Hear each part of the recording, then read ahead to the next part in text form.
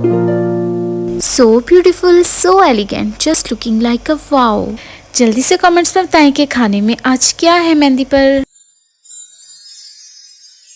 अस्सलाम वालेकुम everyone, welcome to Shai life vlogs. Hope all of you are doing well. तो आज हम जा रहे हैं मेहंदी के फंक्शन में। ये फ्रॉक हुंजा से 2 साल पहले सिस्टर लाई थी मेरे लिए, लेकिन ये 2 साल से इसी तरह हैंग पड़ी हुई थी और इसको पहनने का मुझे टाइम ही नहीं मिला था। तो मैंने सोचा क्यों ना आज ही इसको पहन लिया जाए। और इसके साथ में ये बिल्कुल मेरी मैचिंग फ्रॉक मेरी छोटी डॉटर की, और साथ में एक लहंगा मेरी डॉटर पहनेगी और ये तहमद और कुर्ता मेरा बेटा पहनेगा। इसके बाद जो सबसे इम्पोर्टेंट चीज़ है उसको हम ज्वेलरी कहते हैं। ज्वेलरी मैंने सारी निकाल के रख ली है, लेकिन ये सारी मैं नहीं पहन पाऊंगी क्योंकि इसमें मेरी डॉटर्स की भी ज्वेलरी है और उसके साथ में मैं कुछ ज्वेलरी मैच करूंगी। अगर अच्छी लगी तो मैं पहनूंगी, अदरवाइज नहीं। ये मांग टीका एक मेरा है और एक मेरी डॉटर का है, लेकिन हम दोनों ने नहीं लगाया था। उसके बाद मैंने बच्चों को नहला दिया था ताकि वो अच्छे से फ्रेश हो जाएं, और बच्चों को ड्रेस वगैरह भी पहना दिए हैं।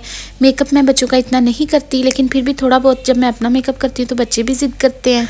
तो तैयार होने के बाद अभी भी आप देख सकते हैं कि मेरी छोटी डॉटर मेरे हाथ से परफ्यूम छीन के अपने गले की तरफ इशारा कर रही थी कि मुझे भी यहाँ पे परफ्यूम लगा दो, और मैं भी रेडी हो चुकी हूँ। फाइनली मेरे हस्बैंड का वेट हो रहा था और हम घर से निकल चुके हैं। हम काफ़ी ज़्यादा लेट हो गए थे क्योंकि मेरे हस्बैंड आ रहे थे, तो रास्ते में काफ़ी ट्रैफिक थी। तो मेरे हस्बैंड को काफ़ी कॉल्स आ रही थी कि आप लोग जल्दी आ जाएं क्योंकि उनके भी मैरिज हॉल का टाइम खत्म होने वाला था। तकरीबन हम 7:30 या 8 बज गए थे हमें घर पे। तो हमारे जाने तक बिल्कुल ही खाने का टाइम हो गया था और खाना लगा दिया गया था। जैसे ही हम पहुंचे थे तो हमने भी जाते सबसे पहले खाना ही खाया था, क्योंकि मैरिज हॉल का टाइम फिर खत्म हो जाता तो क्या फ़ायदा। अभी तो सबने मेहंदी भी लगानी थी, तो हमारी वजह से वो पहले काफ़ी ज़्यादा लेट हो चुके थे। यहाँ पे हम खाना स्टार्ट हो गए। मोस्टली ट्रेडिशनल खाना ज़्यादा तौर पे यही मेहंदी पे बनाया जाता है, जैसे कि ये मीठे राइस हैं, कलर्ड राइस, जर्दा राइस भी इनको कह सकते हैं, और उसके साथ में पालक गोश्त और राइस है।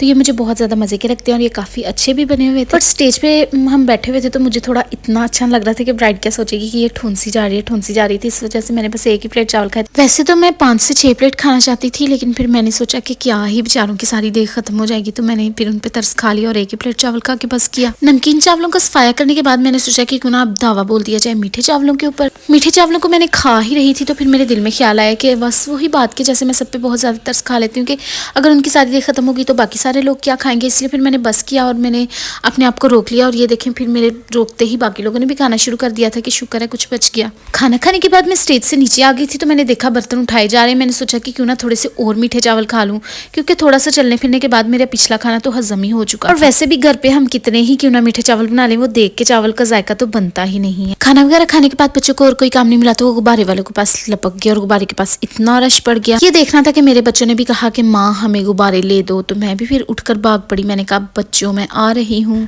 बच्चों को बलून लेकर देने के बाद मैं यहाँ पे और वापस आई थी। मैंने सोचा चलो मेहंदी लगा लूँ। उतनी देर को ठप ठप की आवाज आई और मेरे बच्चों के गुब्बारे फट गए और मेरे बच्चों ने दोबारा से रोना स्टार्ट कर दिया कि हमें गुब्बारे लेके दो। बच्चे खुचे जो मेरे पर्स में पैसे बचे थे मैं उनको गुब्बारे लेकर देने चली गई, और मेरी बेटी तो क्राउन पहन के ऐसे समझ रही जैसे वो कोई किंग बन गई हो।